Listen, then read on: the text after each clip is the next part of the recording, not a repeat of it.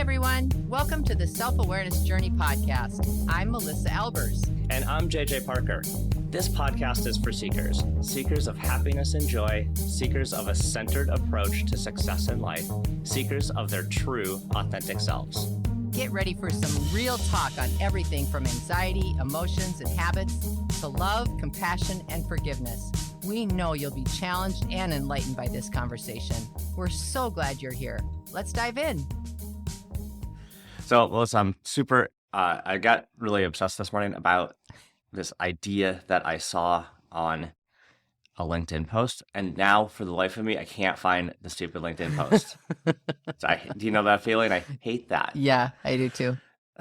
I thought maybe it was just me being silly that threw you off this morning. No.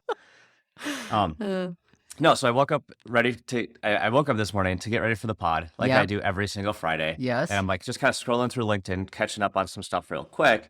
And there was this headline that really caught me. Okay.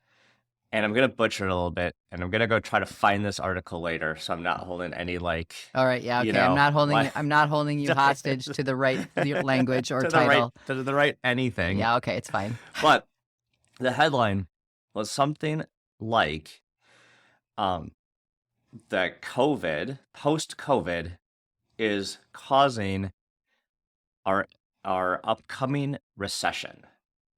Okay. Now, you might think about that a little bit like, okay, well, who knows? There might be some economics at play. Okay. The subheadline was that the reason this is happening is because people are having a hard time adjusting back to a post-COVID reality, workflow and reality. And no one knows how to deal with post-COVID. We're not over COVID. Like, we're technically kind of over the virus part of COVID. Yeah. But we have not figured not out over the virus, but over the pandemic part of the virus. Yeah, you're right. Yeah. We're over the pandemic part of the virus, but we're not mentally past it. No, we're not. And I totally agree with you. This is causing the problem with just anxiety running amok, and possibly because when you look at the economic things in the past, right? All the economic ups and downs, right, and our economy itself, and the stock market, and all of that stuff, that is a fabrication of us humans. Us humans are emotional, and those things are emotional responses. Those ups and manifestations, downs. You mean? Those are all manifestations of our emotions. Yes, I 100% agree with you. Like, there's lots of articles that'll talk about the stock market ups and downs being more tied to human emotional responses and logic, like we like to think it's based off of. Some people, you got a frog in your pocket. Not us. Yeah. So I just wanted to talk to you about that for a little bit, because I thought that was kind of amazing to see, like, a more mainstream headline, right, calling out that the maybe, who knows if we're going to have one or not, right, but an upcoming recession would be caused more by people's inability to adapt to the new post-COVID reality. Oh, well said. Yeah, very well said. Yeah, 100% people are having a hard time. Whether they're having a hard time or they're just, it's a confusion. There's a confusion. Oh, that's a good way to put it. Yeah. Yeah, because you're right. Like, some people, I agree with you. It's not like it's not like people we're not falling equipped. off the edge. Right. It's not like we're not equipped. Yeah. It's not like we don't know how to solve problems. It's not like we don't know how to be analytical and logical to push our way through whatever is the obstacle du jour. I don't think it's as simple as that. And I think everyone is starting to recognize that in a deeper way. I don't think people are responding in a common way. And that's what's throwing everybody else off. Oh, yeah. Like people are doing things that normally, like, you could predict kind of what people do, because human behavior is fairly predictable, but now it's not as predictable. Yeah. So it throws off all of our little prediction engines, like how we run the economy. Yeah. For example, look at employee engagement. Look at people Mm. hiring. At LinkedIn, about every 30 seconds is releasing another article about employee engagement. About every Employee 30 quitting. Oh, seconds. jeez. It's like, and Quite a factory over there.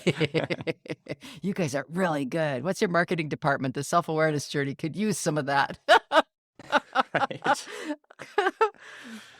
But I don't think people are responding in common ways to anything. So, for example, before the pandemic, if you were unhappy in your job, you just shut your mouth and you quit and stayed. You put up with things that were uncomfortable or that you didn't feel good. Now your emotional system is more aware and firing off in ways that you maybe can't predict, or you don't actually, that confuses you because you still feel like yourself, but then you have all these confusing ideas and feelings in situations where normally you would respond in a certain way. And now you're not, and it's confusing, and it actually is pushing people into getting actually depressed or getting really anxious because they don't even know how they are themselves going to respond in certain situations now, or certainly it's more heightened. That's kind of interesting. Like, what would make me uncomfortable the most is a little thing that you just said is like I generally know how I'm going to behave in situations. Right. But if I'm now in a situation where I don't actually really know how I'm going to behave, Right. it gets very uncomfortable. Yeah. Even as something as simple as, this is going to sound funny that I use the word simple, but look at people getting COVID. Okay, just use that as an example. People are used to getting sick. People are used to getting viruses.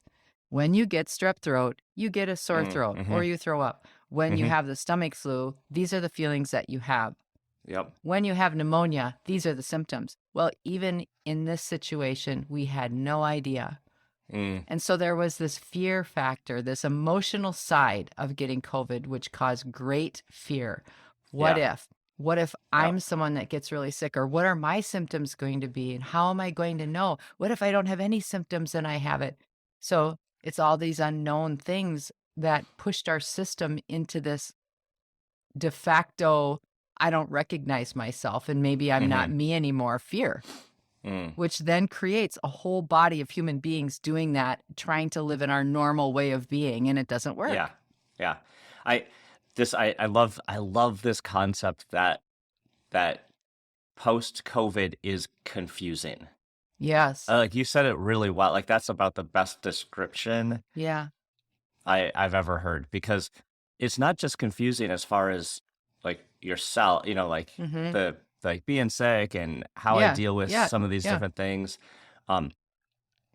It's confusing at work, right? Like there is this whole like remote work confusion. And it's some people want to stay home and work from home, and some managers really want the people back in the office. And it's like, what side do I choose?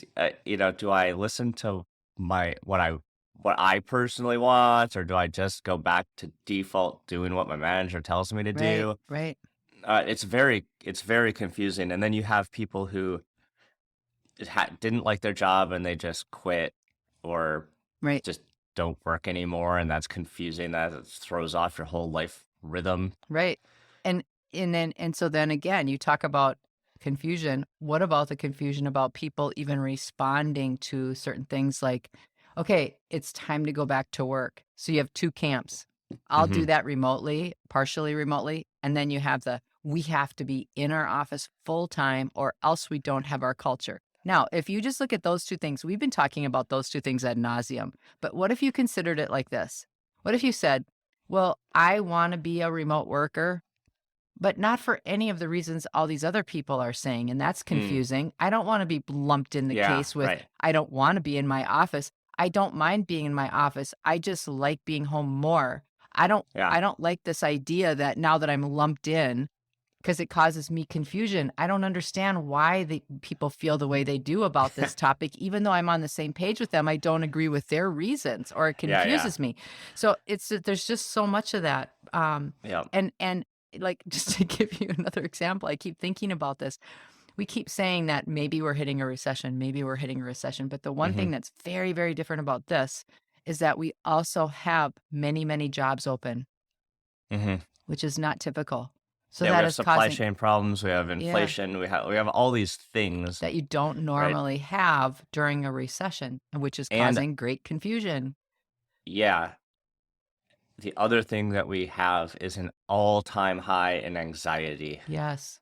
Yeah. right? And I Yeah. think that's probably like back to that article, I think that's the most dangerous thing we can have. Yeah. JJ's referring to an article that we're going to riff on here in one of our pods No, coming up. I'm referring to the one I saw this morning. Oh, this morning. Yeah, because got it. right, because that was about Yeah. like how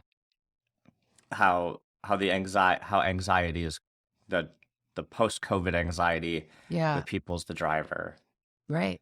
of the economic change, not Right. any other resource limitation. Yeah. Okay. Yeah. Yeah. You know Yeah. what I mean? Mm-hmm. Yeah. It's a, and here's the thing that I keep thinking about, and I don't know how to articulate this well.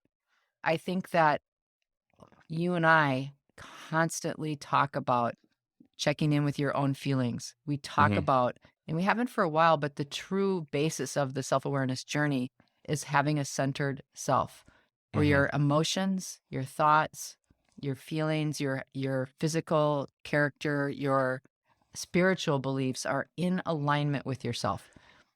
And when you have to act, when you have to feel yourself acting something out of that, if you think differently than how you feel, if you talk differently than how you think, it's not creating alignment. And so you're not centered. And when you're not centered, you have a wobble. And when you have a wobble, you have two choices. You can either go within to stabilize your wobble, which is what you and I are always talking about. Have more awareness, just come back to yourself. Or you look for other people to stop your wobble. You look for group think. You look for people that feel or act or look like you to give you a sense of normalcy or a sense of centeredness. But that is simply an illusion. But herein is the crux of this issue. When we constantly seek other people to validate and make us feel better, in a time of confusion, it simply creates more. And confusion creates anxiety. Yeah. Awesome. I think the self-awareness journey just solved all economic problems. Well, see? Tell your friends.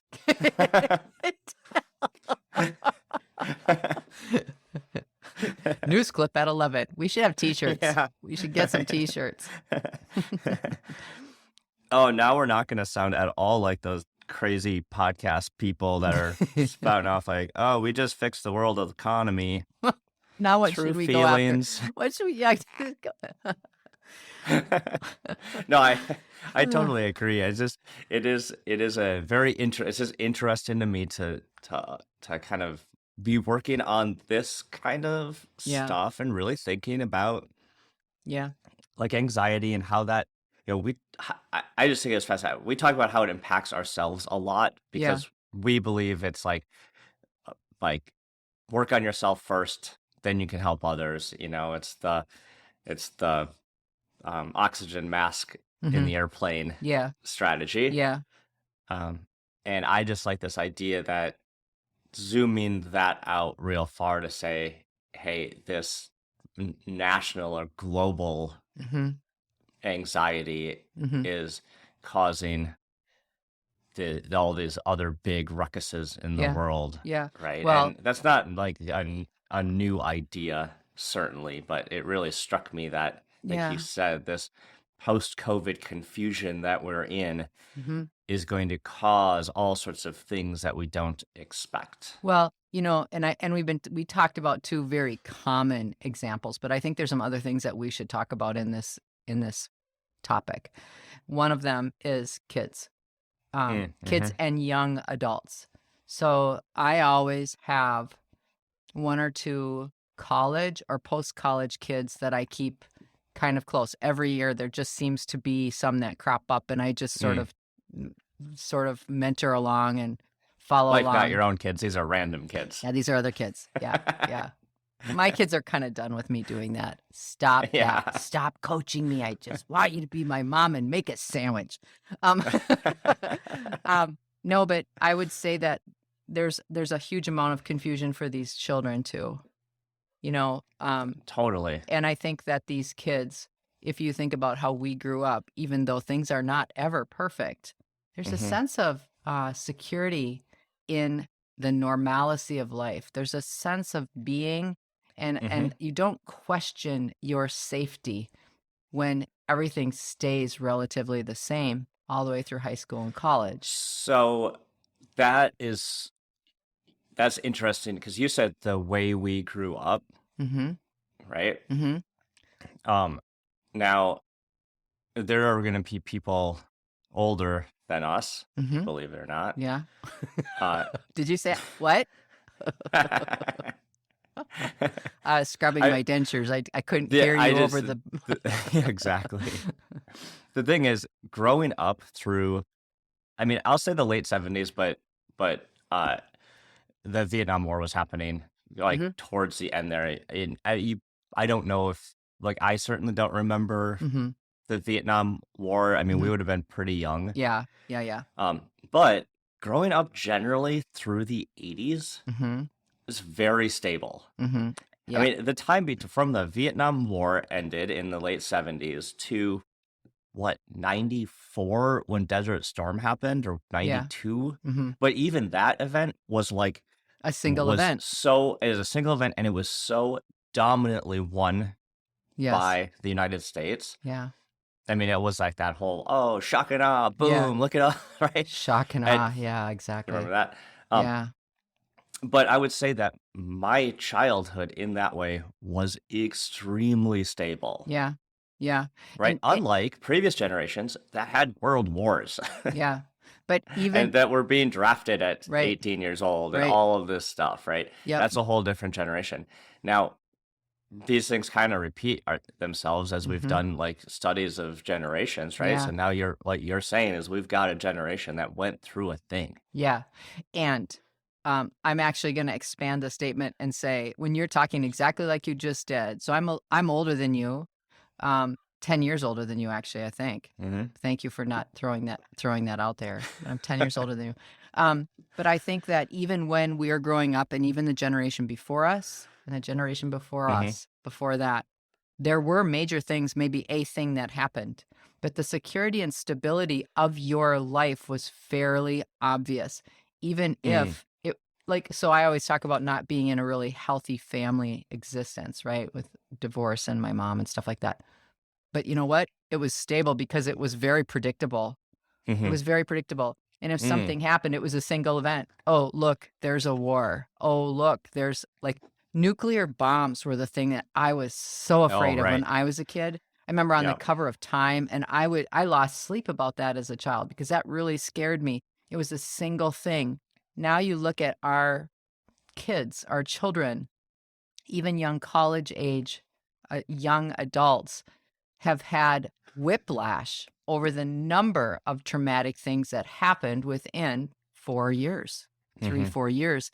And I think that is something that we are going to see a long, long fallout of because of all the things that were created as a result of that. It isn't just what do I do for a living? Oh, how much does a house cost? 3 times what it did 10 years ago? I can't buy that. Oh, how much money do I have to make? Well, what does that even mean? I've never even gotten to work at McDonald's because it was closed for, do you know what I mean? It's just like there's so many things like that, even from a young person's perspective. I can't believe I just used the phrase young person.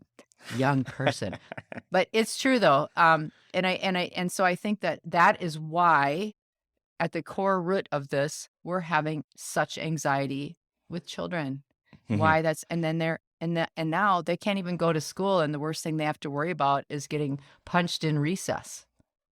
You know? Yeah, no, they have to worry. Way bigger They have things. to worry about way bigger things. Like, I mean, it is kind of crazy. Like this week, our school was on lockdown because, like, my kids' schools were on lockdown because, like, I don't know. There was a suspected like murderer roaming around somewhere in the cities.